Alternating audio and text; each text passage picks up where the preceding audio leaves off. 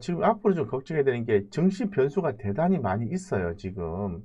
이번 주에 증시 변동이 좀, 변수가 좀 많이 있거든요. 자, 제가 기사를 하나 이렇게 열어놨습니다. 기사를 하나 열어놨습니다.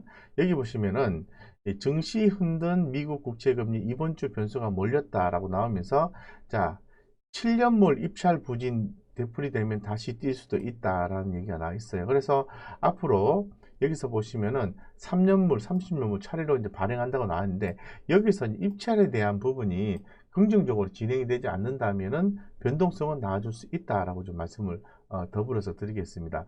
최근에 이제 미국의 그 부양책 같은 경우에는 국채 발행을 늘리게 되고 이 부분이 인플레이션을 우려한다고 얘기를 하고 있는 거죠. 자, 그러면 큰 손이 일본 자본이죠. 일본 자본이 과연 미국 국채를 다시 살까? 이런 부분에 대해서도 상당히 주목이 된다고 말씀을 드리겠습니다. 그래서 이런 부분도 있고, 미국 물가 지표도 주목하지만은 11일은 우리나라에 어떤 게 있죠? 어떤 게 있죠? 예, 그, 내 마녀의 날이라고 해서 선물 옵션 만기 있지 않습니까? 그죠? 예, 그래서 변동성이 있고요. 11일에는 그, ECB 유로 통화 어, 정책이 연방 그러니까 ECB 유럽 연합에서 유럽 은행이죠. 여기서 또 통화 정책 회의가 있습니다. 그리고 또 6월 17일 6월 3월 16일에서 17일 이틀간 FMC 회의가 있어요. 이런 부분에서 통화 정책이 어떻게 나올 것이냐에 따라서 상당히 시장의 변동성이 나올 수 있을 것 같고 줄줄이 또 캐나다 중앙은행과 영국 중앙은행, 일본 쪽에서 통화정책이 있는 거죠. 이 통화정책이 어떻게 나오느냐에 따라서 시장의 변동성이 달라질 수 있다는 거예요. 지금은 시장의 변동성은 있다. 대단히 불편한 시장이다라고 말씀드리죠. 그거를 인정하고 넘어가셔야 돼요. 어쨌건 상당히 변동성 있는 시장이다라고 좀 말씀을 드리죠. 예, 드리죠. 자, 그 가운데에서 우리가 좀 시장에서 그래도 전반적으로 또 항상 그 어떤 흐름이 있었는지 그리고 현재 지금 주목을 받은 내용이 과거에도 주목을 받았던 건지 앞으로도 더불어서 더 주목을 받을 건지 예, 선물을 준 동시만기일입니다. 네, 그렇습니다. 변동성은 있지만은 엄청난 변동성은 없을 거다라고 얘기를 하고 있어요. 그래서 어떤 이슈들이 나온지를 살펴볼게요. 그 전에 먼저 우리 그 황세현님께서 선물 옵션 동시 만기일입니다라고 얘기했기 때문에 그 부분에 대해서 또 간단하게 정리한 내용이 있습니다. 결론적으로 말씀드리면 3월 동시 만기일은 시장 충격이 제한될 전망이다라고 좀 말씀드리겠습니다. 첫 번째는 이 코스피 200 선물 만기 관련 충격 제한적이다. 이 부분이 있는데요. 1분기 배당 변화를 고려한 뭐 여러 가지 스프레드 이런 좀 어려운 내용 나오는데 어쨌건 충격 제한적이다. 자, 미니 선물 관련 충격도 제한적이다. 3월 만기 후 LP 종료 이런 내용이 나와 있습니다. 그래서 3월 만기 이후 미니 선물 유동성 공급자 사라져서 시장이 위축될 전망이다. 외국인 미니 선물 포지션이 간접적으로 주식시장에 영향을 주는 모습도 줄을 전망이다. 이것도 충격이 있지만 제한적이다는 말에 좀 포커싱할 필요 있을 것 같아요. 그리고 주식 선물 관련한 수급도 기관이 약 3천억 정도 매물 출의 전망이긴 합니다만은 그래도 뭐 크게 무리 없이 3월 동시만기를 넘어갈 것이다. 뭐 이런 내용, 리포터 내용을 좀 정리해 온 건데요. 이런 내용을 자세하게 들여다보면 되게 복잡한 내용도 많이 나왔어요. 이게 우리가 필요한 건 뭐냐면은, 자, 이 부분이 시장 전문가들이 봤을 때 변동을 주는 요인이냐, 아니냐, 이걸 봐야 돼요. 변동을 주는 요인은 맞는데 잘 넘어갈 것이다라고 하면은 대체로 더 잘 넘어가더라고요. 그걸 믿어보자는 거죠. 아시겠죠? 그래서 이렇게 보시면 될 것 같고요. 뭐 4월 1일이야 뭐 가봐야 되는 거고. 네. 그래서 그러한 내용들이 좀 나와 있고요. 자, 그러면 자, 오늘 하루 좀 특징적인 내용을 좀 말씀드릴게요. 좀 정리한 내용을 좀 말씀드리겠습니다. 제가 한번 정리한 내용 읽어드릴게요. 자, 한국 증시는 국채금리 하락에 따른 나스닥 급등에 힘입어서 상승 출발했다. 맞죠? 특히 이제 반도체와 2차전지 업종의 성장주가 상승을 주도했다. 그 맞죠? 그죠? 그렇지만은 여전히 금리 방향을 가늠하는 미국 국채 입찰과 아, 미중 물가지표 발표를 앞두고 관망 속에서 매물 출회가 되기도 하는 모습이다. 네, 아직 뭐 한 번의 금리 이 안정화로 인해서 모든 것이 성장주로 다 분위기가 돌아섰다고 생각하시면 안 된다는 거예요.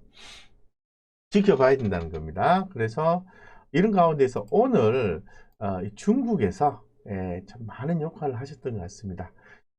중국의 물가지표가 발표되자 상승분 반납이 본격화가 됐어요. 오늘 중국에서 중요한 역할을 했습니다. 상승분 반납 역할을 했어요. 돈유 가격이 크게 하락했음에도 불구하고 소비자 물가지수가 예상보다 하락폭이 적은 걸로 발표했고요. 생산자 물가지수는 전년 대비해서 1.7% 상승하면서 인플레이션 이슈가 부각이 된 거죠. 인플레이션에 대한 우려가 좀 감소되는 표현으로서 금리가 좀 안정화됐다고 얘기를 했는데 다시 인플레이션 요소가 부각이 된 거죠. 그래서 한때 중국 증시가 하락 전환을 했었어요. 그래서 그로 인해서 한국 증시의 상승분의 반납이 촉발되었다라고 말씀드리겠습니다. 예, 그래서 한편 중국 은행 업계가 투기성 자금으로 이 부분이에요. 중국이요, 대단히 지금 이 부분에 대해서 중요하게 생각해요. 이 부분이 나쁘지 않다고 저는 생각해요. 솔직히 말씀드리면. 네. 자, 중국이 어떤 일을 하고 있냐면 투기성 자금으로 변질될 우려가 높은 자금에 대해서 회수를 시작했다는 보도가 나오고 있어요. 무슨 말이냐면은 중국 은행들은 대출한 자금 중에서 주식 그리고 부동산 시장에 유입된 자금에 대해서 회수를 하겠다는 거죠. 그러니까 대출한 자금이 주식이나 부동산 시장에 유입이 되었다고 한다면 회수를 하겠다는 거죠. 대단히 불편한 내용이죠. 정부 당국이 최근 투기성 자금에 대한 대출 은행들에게 벌금 처분을 내렸기 때문이다라고 해서 지금 뭐 중국 증시는 최근 하락에 따른 반발 매수세가 유입되면 재차 상승하는 모습을 보이고 있습니다만은 중국의 물가 유동성 흡수 이슈가 시장에 이제 부정적으로 작용하고 있다라고 말씀을 드릴게요. 이런 부분들이 지금 시장에서 작용을 하고 있어요. 그래서 오늘의 시장 변동 요인은요, 뭐 중국이 문제다 이런 표현보다는 중국이 역할을 했다고 보시면 되겠죠.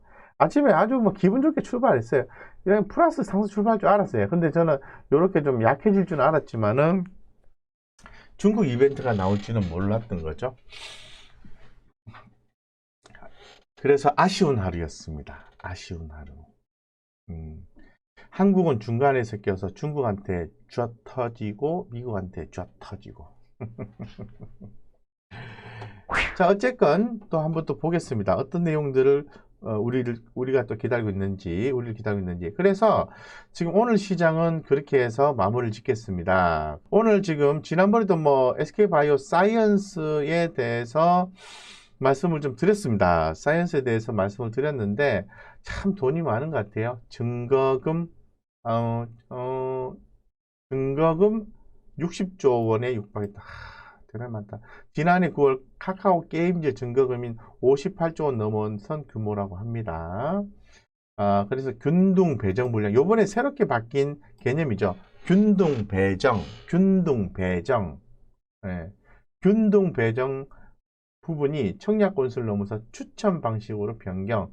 이에 따라서 청약을 했더라도 한 주를 못 받을 가능성도 발생을 했네요. 참 복잡해서 이걸 뭐라고 설명해야 될지 잘 모르겠습니다. 네. 그래서 보시면 되고요. 네.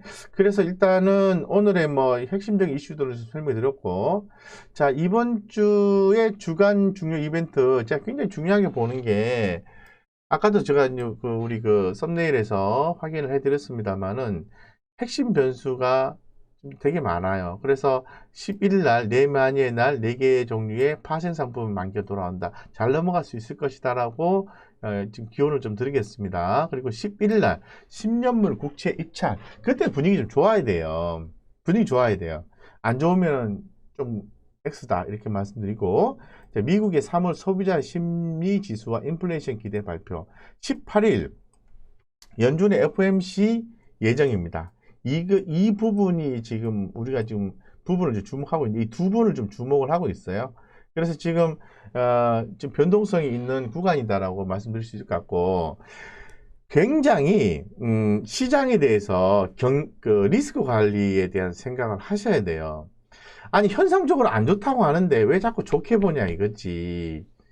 그죠? 그렇게 하시면 안 돼요. 안 되시고 적극적인 대응을 통해서 나의 돈을 잘 관리를 하시는 게 필요하다라고 말씀을 드리겠습니다. 그래서 그런 부분이 있고, 그리고 이제 그 또 주요 일정들이 보면은 쭉 말씀드렸습니다만은, 요번에 이제 미국 아마케 초록 발표가 나오고 또 SK 바이오 사이언스가 또 상장이 되고 또 임상을 진행하고 있는 제약 바이오 기업들이 많이 있습니다. 그런 기업들이 이제 좀 조금 페이크라고 표현해야 되나? 그러면 또 다들 화나시겠죠? 페이크라기보다는 좀 일을 좀 이렇게 명확하게 해줬으면 좋겠어요.